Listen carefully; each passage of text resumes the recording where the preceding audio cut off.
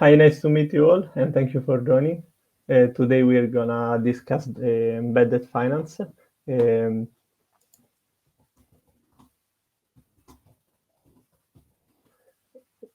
slides are coming up. Okay, so to start with, how big is the embedded finance opportunity? Some forecasts say that the embedded finance market can reach up to 7.2 trillion in 2030. To put this number into perspective, this is more than the combined value of all fintech startup today and the top 30 global banks and insurers. And this value is mostly gonna be created in insurance, lending, and payments. But from the user perspective, from the customer journey perspective, embedded finance brings financial services when and where the customer need them. So instead of having financial services as standalone products that you have to log into a financial company platform to access the service, you can find these services available in your everyday life activities in the platform that you're most used to. So, of course, this brings some advantages from the point of view of distribution and data availability. The services offered can be much more contextual and suited to the user in that precise moment.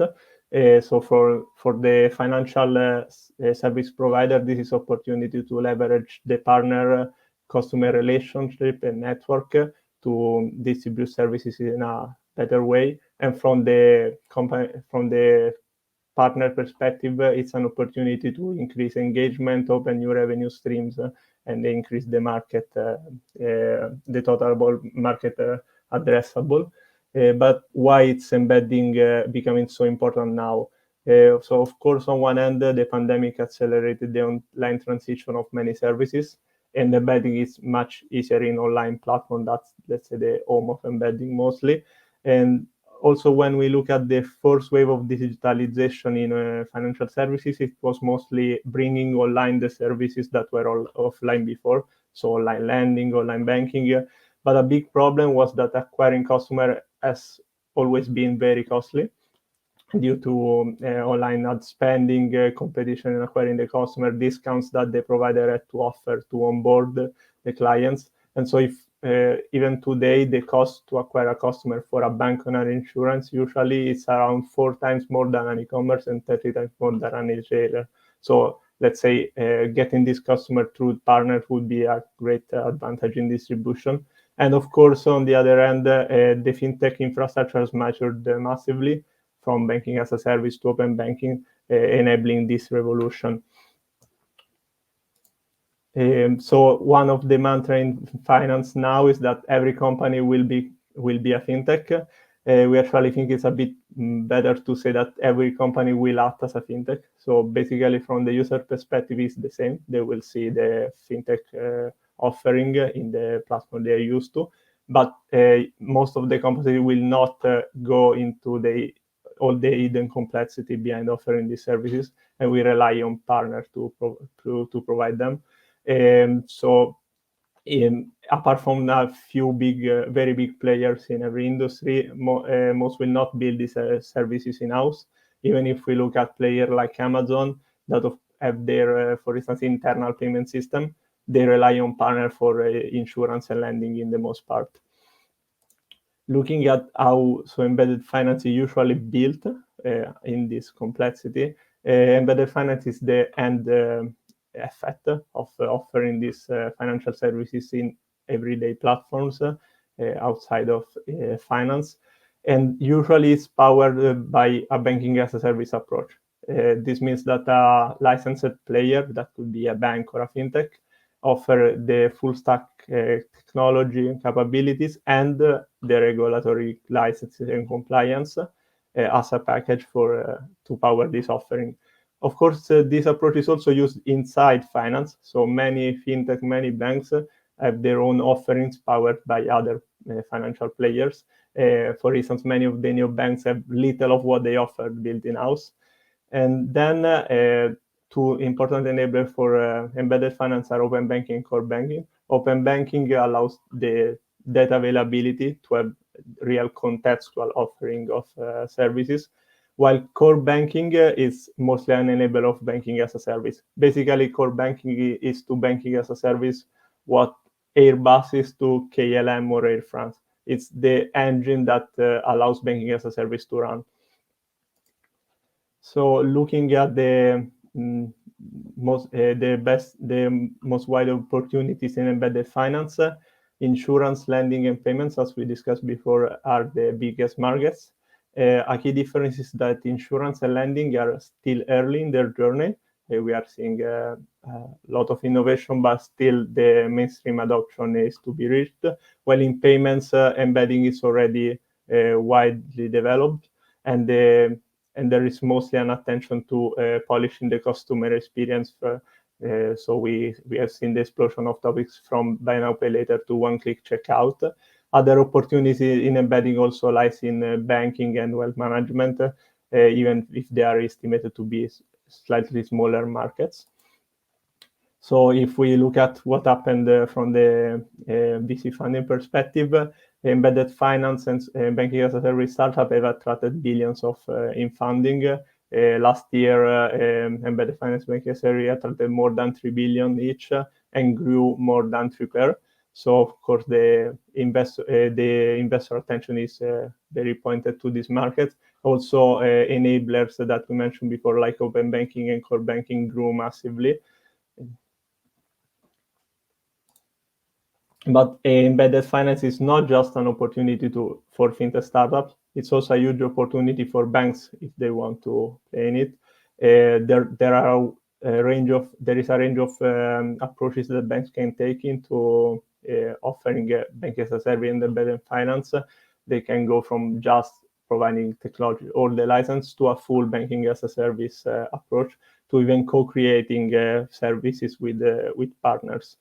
Here, sometimes the risk and the fear of many banks and insurance is to lose the control of the customer connection and become more like a provider of commoditized services on the back end.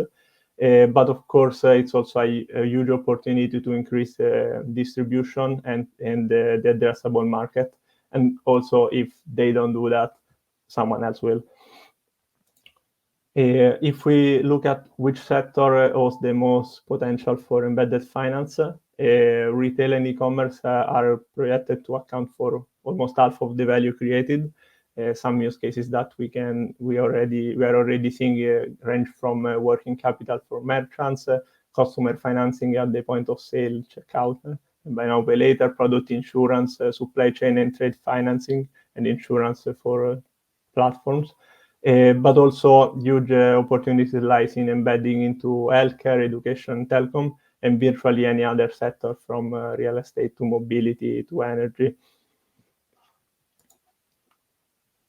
Also, one of the biggest opportunities to embed the financial services cross-sector is marketplaces. The lines between marketplaces and fintech are blurring with what we define as fintech-enabled marketplaces. So these marketplaces embed all kind of financial services, and the reason to do that is to, of course, expand their market with new recurring revenue stream, but also offering financial services reduce the customer acquisition cost and increase engagement. And also in the case of marketplaces, is an enabler of the core services of the platform. So it can reduce the friction in transacting, both from the consumer or business perspective. So, for instance, provide financing or insurance in the transaction. And we also analyzing the biggest fintech-enabled marketplaces, we found out that they command a premium in their valuation compared to their peers, and also to conventional financial services companies. So this signal that private and public investor alike see fintech as a key leverage for value in the marketplaces.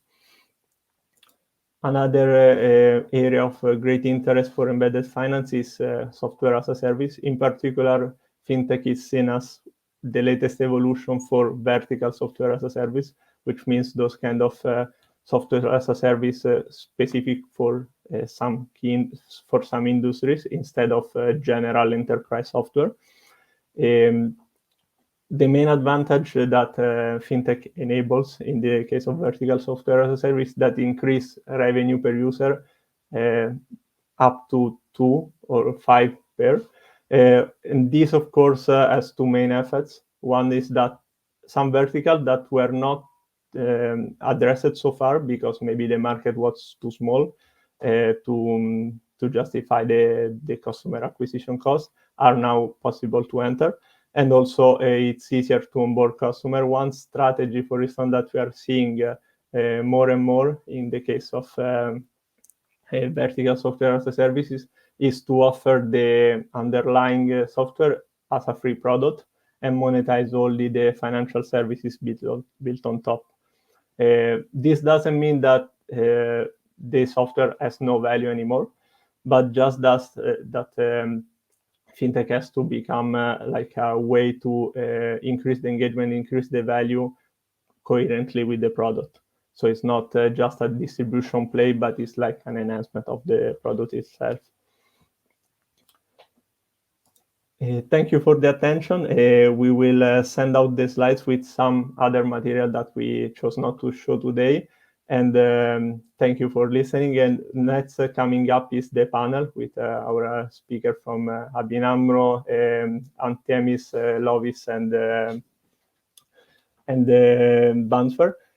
Thank you for joining, and don't move. It will come up right shortly.